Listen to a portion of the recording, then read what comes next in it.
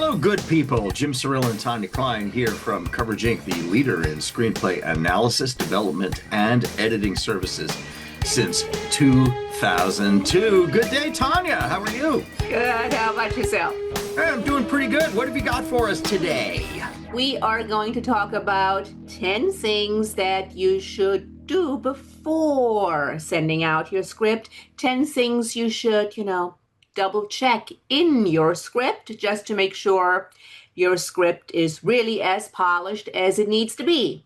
Only 10 things? Only 10 things. It's not that bad. Okay. Let's get to it. What are these 10 things? So, number one. Yeah. Scan for passive or indirect language. Yeah. Now, what do we mean by that? For example, she starts, he begins. Don't let them start, just let them do. Also, anything that ends in an ing, no. He's walking, no. She's running, no. He walks, she runs, and don't use those verb forms at all while we're at it. So this is one of those this is one of those things that so many writers don't understand that screenplay readers are trained to look out for. Both of those things. And so what is wrong with saying, he is sitting, he is running? It's less direct than simply saying he runs, he shuffles, she dances. That's the direct form of the verb. Someone is doing that, someone is dancing, that's an indirect form of the verb. And so what happens is it takes energy out of the sentence, right? What was the first one you mentioned before that? Oh, I was talking about starting to and beginning to. Right. Okay. So what's the problem with that, right? She starts to start the car. He begins to set the table. I mean, just do it. Right? I mean, why are you adding extra? And this is writer bloat. This is something that we all do without even thinking about it, right? The whole point is to think about it, to scrutinize your writing carefully and choose the punchiest way of saying things. Don't start to do stuff, just do it. Okay, what's next on your list, Tanya? Next on my list is let's talk about talking and walking and running. Don't use those verb choices at all. But we just used those in our example. I know, we just used them in our example. And why did we use them in our example? Because people use them way too often in screenplays. Remember, use the most accurate and the voiciest and most specific verb choice you can find. Maybe he shuffles, she stumbles, he skitters, she races. I think what you're talking about here is choosing your verbs carefully allows you to add more information to the scene as well as shows off your voice. If you're just constantly dependent on boring common verbs, that is not especially voicey. There's nothing wrong with saying someone walks or runs or someone sits or stands or anything like that. But if you can add more panache to that description, then you will stand out. Yes, and also, what is the attitude? Like, he walks. Okay, what does that mean? Does he, shimmy down the road because he's so happy? Right. Does he stumble? Does he stumble, strut, yeah, saunter? All of these things convey an attitude rather than just walk, right? Exactly. All right. Okay. Number three. Break it up. And by that we're talking about your paragraphs. The last thing a reader wants to see is, oh, wow, that's all a lot of ink right in front of me, all the way down the page. Yeah, oh my God, we see so much of that here at Coverage Inc.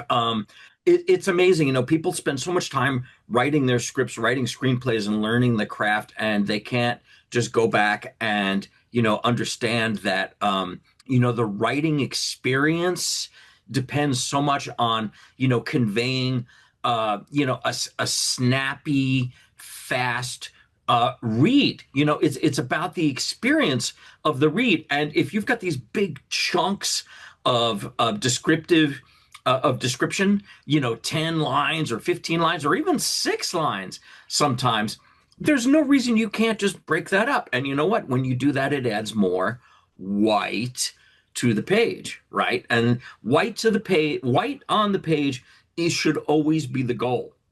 It Yes. creates a faster, easier read. It creates a good first impression. What happens, Tanya, when you get a script and you crack the first page and you see dense bricks of text? What's the first thing you think? But of course, of course, we're analysts, we're not gatekeepers. If we were gatekeepers, what we would do is go, well, I think that can go into the reject pile. Yeah. Well, I mean, most of the time that may it, I mean, it certainly won't create a good first impression if you've got big, thick chunks of text. You know, think about the reading experience, how to make that reading experience as quicksilver as you can. Break up those blocks of text. What's next? Number Next, four, number five? What? 4, Number four. related. Get yourself a hatchet. And by that, we don't mean go kill people. We mean look at every word and every sentence in your screenplay. Everything that's in your screenplay needs to have earned its place there. In other words, can you cut this sentence? Can you rewrite it with fewer words? Do you actually need this word? Do you need this sentence? Edit ruthlessly. Okay. I mean, look, pretty much every screenplay can use some editing, even ones that are already pretty tight. Here's a great edit hack, right? And I think Matthew, who is one of our followers here on the channel, hat tip to you. Matthew pointed this out in a comment on another video a couple of weeks back. It's look for the orphans. This is a great editing hack, right? An orphan is a word that stands alone by itself, taking up a whole line of space, one short word. We all do it. We're typing our scene description, and then we finish that block of scene description, and then there's one word taking up a whole line on the bottom, right?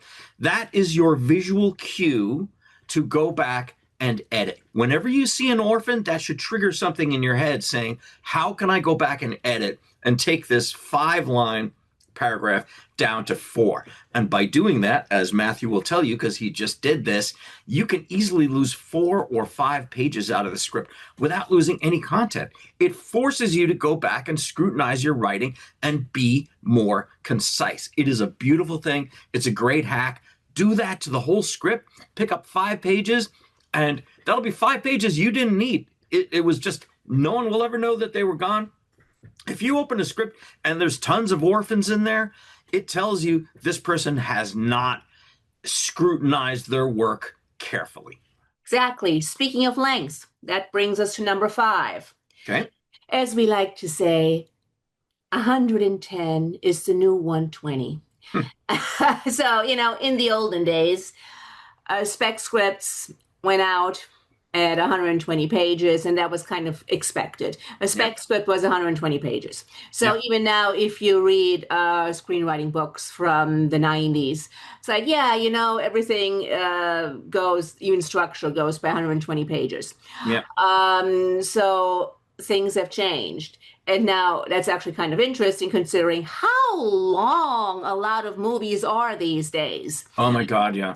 It's like, wow, you just, there's a movie in the movie theater. It's 2 hours, 45 minutes. So here's the big difference between you, lowly writers, sending out spec scripts and people whose musings get released in the movie theater. The anointed ones, the anointed ones, yes. Between the great unwashed masses, yes, the anointed elites who actually, okay, go ahead.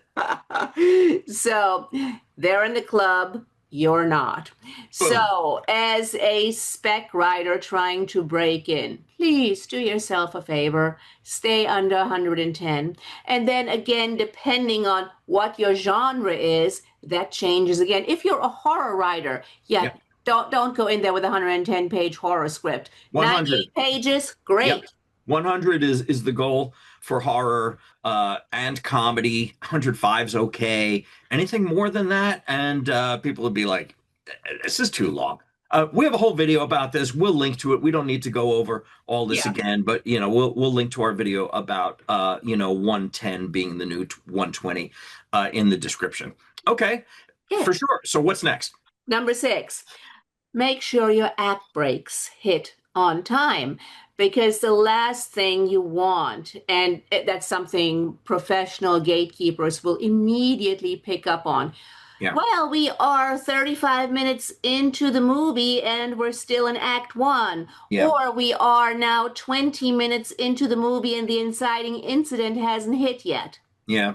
Yeah, these are the structural waypoints that people in the industry look for. This is how they judge it. One of the many ways they judge your material.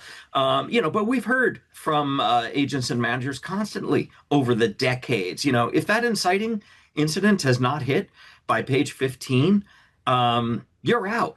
I mean, Yeah. again, unless you've got some heat on you, you're one of the anointed ones, you went to college with Steven Spielberg's daughter, blah, blah, blah, blah, blah. All of those exceptions where those people can write something that's 167 pages and the inciting incident doesn't hit till page 47. And you know what? They're good. But for the rest of us, this is what you're judged by. Okay. Which is why we always recommend using a good screenplay template that will help keep you on track.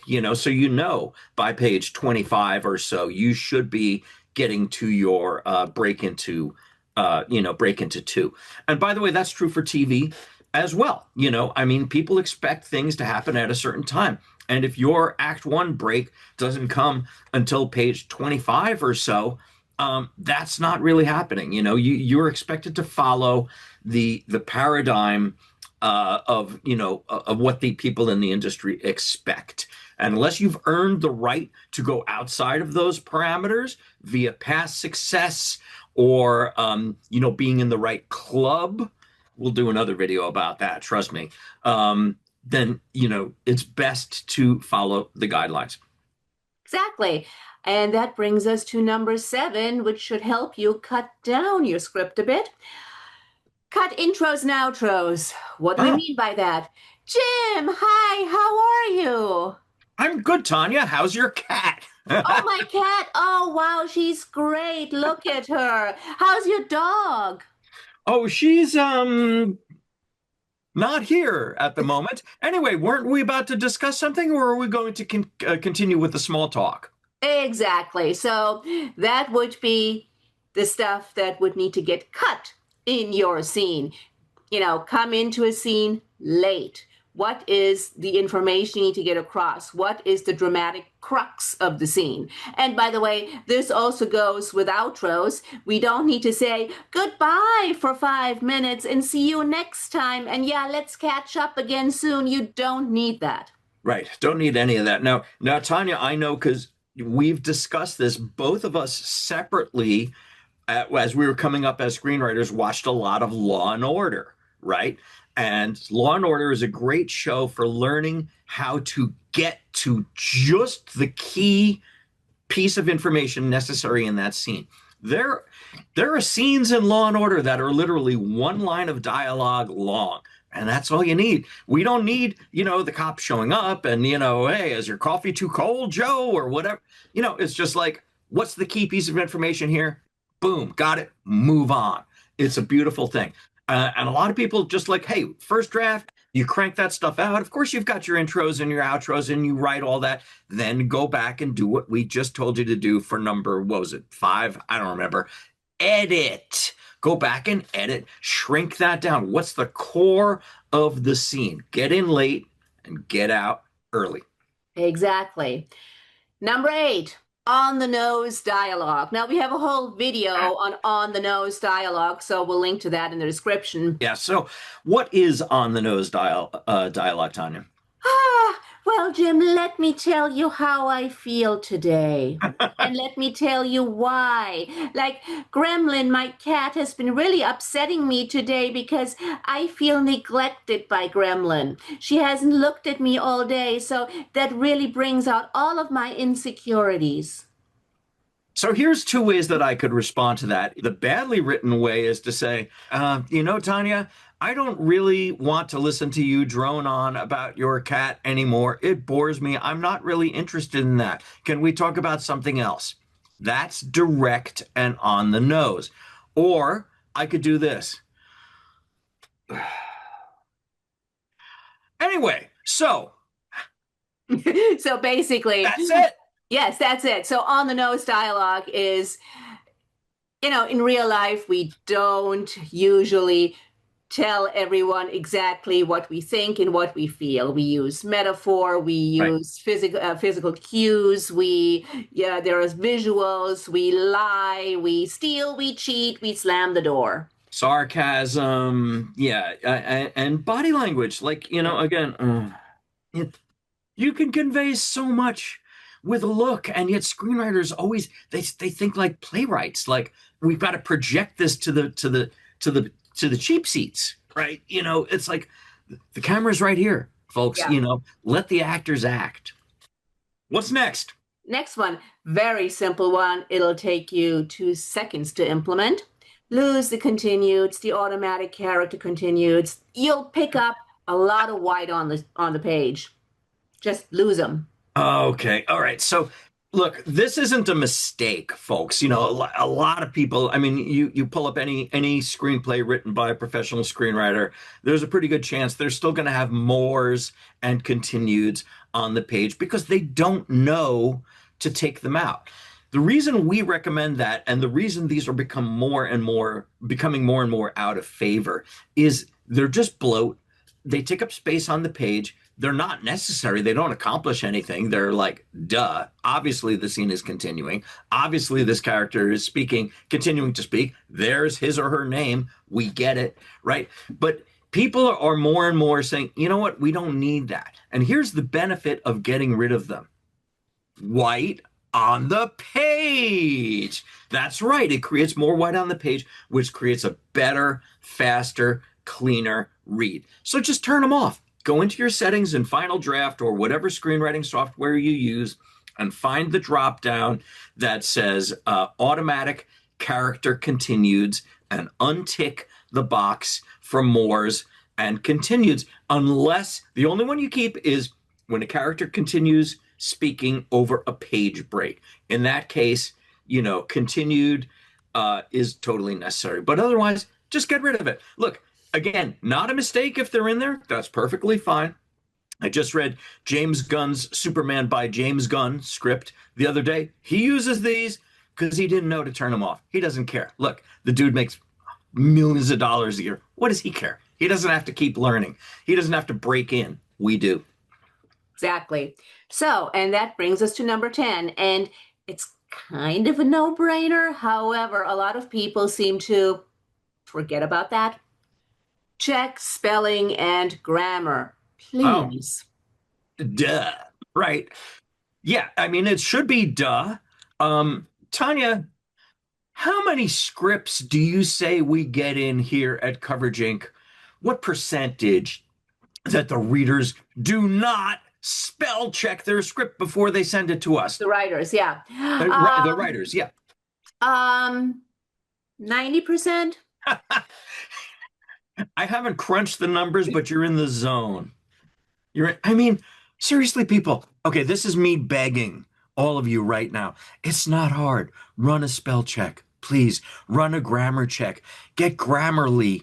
I mean, look, even if they find nothing, great. That's 5, 10 minutes of your life that you just spent to double check, make sure that everything in your script is as good as possible. But look, you want to create the patina of professionalism. All right. And while a million successful writers whose scripts that you read, whose movies have been made, will be chock full of typos, everybody is looking for a reason to stop reading. If your script comes across the transom and they open it up and there's a typo on page 1, or your grammar's a little clunky or something like that, they go, right? Don't give them a reason to stop reading. Just run a freaking spelling and grammar check, please.